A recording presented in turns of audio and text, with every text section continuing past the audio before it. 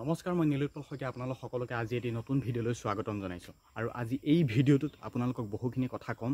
SSC GD recruitment বা এই ইণ্টাৰভিউটোৰ সম্পৰ্কত বহুখিনি তথ্য দিবলৈ চেষ্টা কৰিম। অনলি এটা ভিডিঅ'তে সকলোখিনি কথাই ক'ম। ভিডিঅ'টো অলপমান দীঘল হ'ব, কিন্তু শেষলৈকে চাবা। পুৰণা যিমানখিনি কেণ্ডিডেট আছে তেওঁলোকে SSC GD এই ইণ্টাৰভিউটোৰ সম্পৰ্কত বহুখিনি কথা জানে, কিন্তু নতুন বহুত কেণ্ডিডেটে নাজানে। গতিকে এটা ভিডিঅ'তে বহুখিনি তথ্য দিম। SSC ইণ্টাৰভিউটো আমাৰ ক'ত হয়, কেনেকৈ দৌৰায়, ক'ত দৌৰাব, মেল ফিমেল কিমান দিয়ে গ্ৰুপত, ডকুমেণ্টছ ক'ত কি চাই নাচায়, মেডিকেলটো কেনেকুৱা কি হয় নহয়, A to Z তথ্য দিম এটা ভিডিঅ'তে। ভিডিঅ'টো শেষলৈকে চাবা। মই পুনৰবাৰ কৈছোঁ, ভিডিঅ'টো অলপমান দীঘল হ'ব, গতিকে ইমান বিশেষ এতিয়া দীঘল নকৰোঁ বা ভিডিঅ'টো এতিয়া আৰম্ভ কৰিছোঁ। পোনপ্ৰথমতে মই কৈ ল'ব বিচাৰিছোঁ, SSC GD ফিজিকেল হ'ব খুব সোনকালে, মাজত একেবাৰে টাইম নাই। যিহেতু নটিচ মৰা নাই, নটিচ নেমাৰোঁতে যি এইকেইদিন সময় বচায় এইকেইদিনে, আৰু যেতিয়া নটিচ মাৰিব ফিজিকেলৰ সম্পৰ্কত তেতিয়া অতি বেছি 20 বা 25 দিন পাবা। হয়তো কালিলৈও মাৰি দিব পাৰে, হয়তো এসপ্তাহ পাছতো মাৰি দিব পাৰে। তেতিয়া হয়তো অতি বেছি 20 বা 25 দিন পাবা। সেইকেইদিনে আমাৰ টাইম, তাৰপিছত টাইম নাই আৰু।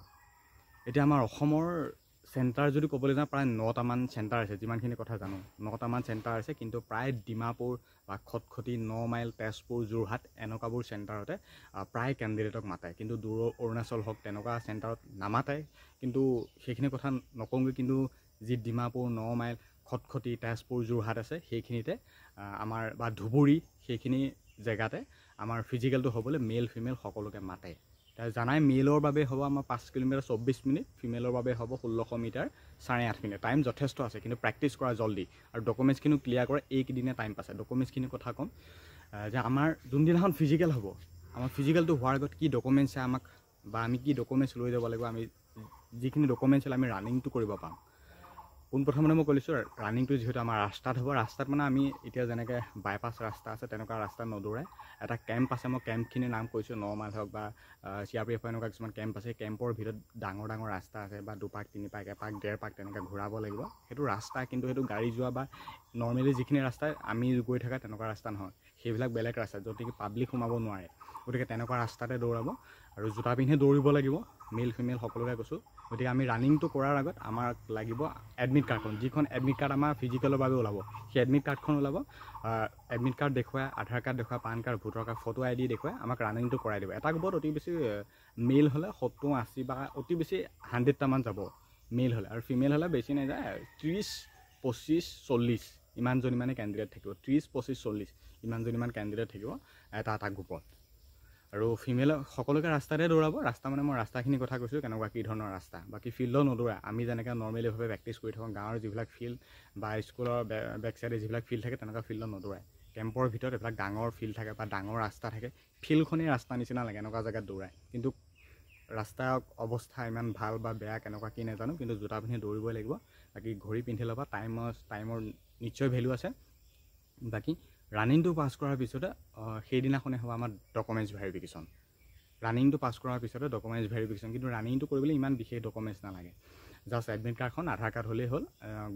গ্ৰুপ হিচাপত আমাক দৌৰাই দিব। আৰু ৰানিং পাছ কৰাৰ পিছতে হ'ব আমাৰ ডকুমেণ্টছ ভেৰিফিকেশ্যন। মেল ফিমেল সকলোকে কৈছোঁ।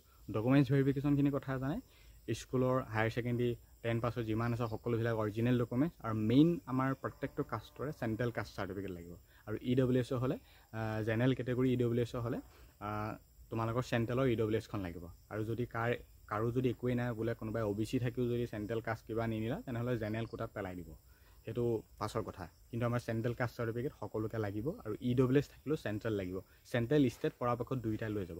আৰু ফটো, যিমানখিনি কথা কৈছোঁ, জেৰক্স, ফটো সকলোবিলাকে লৈ যাব। আৰু এটা ভাল খবৰ, যিসকলৰ হাইট নাই, কাৰণ আমাৰ অসমৰ ইমান কেণ্ডিডেট নাই যে 170 থাকিব। 170 প্ৰায় নাই বুলি ক'ব পাৰি, আছে ক'ৰবাত ক'ৰবাত, মোৰো নাই।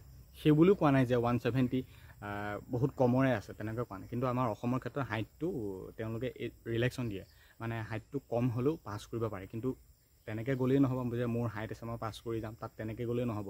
যদি কাৰোবাৰ হাইট কম আছে তেনেহ'লে Annexure 9 এখন, যিখন SSC GD নটিফিকেশ্যন আছে, তাতে আছে Annexure 9খন, তোমালোকে ডাউনলোড কৰি ল'বা। সেই Annexure 9খন তোমালোকে ফিল আপ কৰি লৈ যাবা। আৰু সেই Annexure 9খন ক'ত পাবা, তোমালোকে তহচিল, বাকী মই কৈছোঁ চাৰ্কল অফিচ হওক, বাকী তোমালোকৰ ডিষ্ট্ৰিক্ট মেজিষ্ট্ৰেট যি কোৰ্ট আছে, কোৰ্টত গৈ তোমালোকে NXR 9 ফৰ্মটো দি দিবা। তাত তোমালোকে চাইন মাৰি দিব, তোমালোকৰ নাম ফটো দি পেলাই, আৰু লগতে এখন দৰখাস্ত দি পেলাই NXR 9 সেই ফৰ্মখন লৈ যাবা। মানে হাইট আৰু চেষ্টৰ কাৰণে সেইখন এজ ইলেকশ্যন দিয়া। বাকী চেষ্টটো লাগিব 80 to 85 5 চেণ্টিমিটাৰ ফুলাব লাগিব, মেলখিনিৰ কথা কৈছোঁ। কিন্তু হাইট যাৰ কাম আছে সেই ফৰ্মখন লৈ যাবা। বাকী সকলোৱে লৈ যাবা, কিন্তু ভাল হয় আৰু মই কৈছোঁৱে যে আমাৰ ফিজিকেল ক্লিয়াৰ হোৱাৰ পিছতে আমাৰ ডকুমেণ্টছ ভেৰিফিকেশ্যন কৰি দিবা। মানে ৰানিং ক্লিয়াৰ হোৱাৰ পিছতে ডকুমেণ্টছ চিম্পুল, সেইখিনি স্কুল ডকুমেণ্টছ, কাষ্ট চাৰ্টিফিকেট, চেণ্ট্ৰেলৰ NCL হওক যিমান আছে সকলোবিলাক লৈ যাবা। ইম্পৰ্টেণ্ট ডকুমেণ্টছ, এই কথাখিনি হয়তো বহুতে জানে। ডকুমেণ্টছ ক্লিয়াৰ হোৱাৰ পিছতে হ'ব আমাৰ মেডিকেল।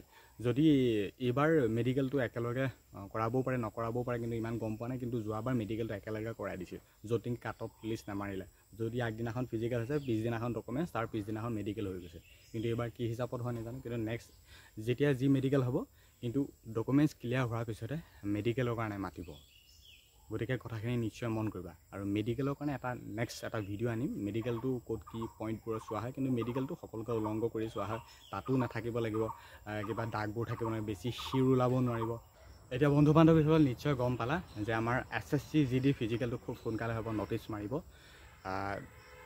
ক'ত কেনেকুৱা কি হ'ব নিশ্চয় কৈছোঁ, বুজি পাইছে। ৰানিং হ'ব, ৰানিঙৰ পিছতে ডকুমেণ্টছ ভেৰিফিকেশ্যন, তাৰপিছতে হ'ব মেডিকেল। যদি এইবাৰ হয়তো একেলগে মেডিকেলটো কৰাবও পাৰে, নকৰাবও পাৰে। কিন্তু মেডিকেলৰ সন্দৰ্ভত এতিয়ালৈকে যিহেতু একো নটিচ পৰা নাই বা নটিচ গম পোৱা নাই, কিন্তু যিমানখিনি আমাৰ প্ৰয়োজনীয় বা এটা ৰিক্ৰুটমেণ্টৰ বাবে গোটেইখিনি প্ৰত্যেকটো মানে কামৰ বাবে আমি বা হ'বলগীয়া সেই কামখিনিৰ বাবে আমি নিজকে প্ৰস্তুত ৰখাটো জৰুৰী।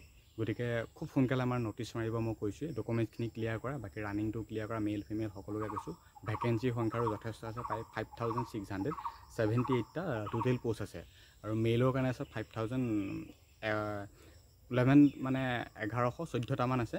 আৰু বাকী আছে ফিমেলৰ কাৰণে আছে আমাৰ 564 মান আছে ফিমেলৰ কাৰণে। কিন্তু পোষ্ট যথেষ্ট আছে। আৰু সেই হিচাপত কেণ্ডিডেট যদি আমাৰ এটা পোষ্টত 8জনকৈ যদি আমি ভাবোঁ বা যদি হয়, তেনেহ'লে 45,000মান কেণ্ডিডেট ধৰি থাকিব। কিন্তু বহুতে কৈছে 37 মাতিছে, 37ক ক'ত লিষ্ট পাইছে নাজানো। কিন্তু এটা পোষ্টত 8জনকৈ হ'লে আমাৰ 45,000মান বা বেছি পৰেগৈ, বা 45,000 হয়। কিন্তু তেওঁলোকে 37 ক'ত পাইছে, ক'ত কেনেকৈ কি গম পাইছে, সেই কথাখিনি মই যিহেতু গম পোৱা নাই, গতিকে নকওঁ। এটা পোষ্টত 8জনকৈ হ'লে সেই 45,000 কেণ্ডিডেটেই হ'ব। বাৰু যি কি নহওক, SSC GD ফিজিকেলৰ সম্পৰ্কত এইখিনি কথাই আছিল, মই জনাব চেষ্টা কৰিলোঁ। আৰু মেডিকেলটো কেনেকুৱা কি হয়, ফুল ডিটেইলছত এটা ভিডিঅ' আনিম খুব সোনকালে। তেতিয়ালৈকে মোৰ চেনেলটো ছাবস্ক্ৰাইব কৰিবা। আৰু ভিডিঅ'টোত ইমানখিনিয়ে কথা আছিল। ধন্যবাদ।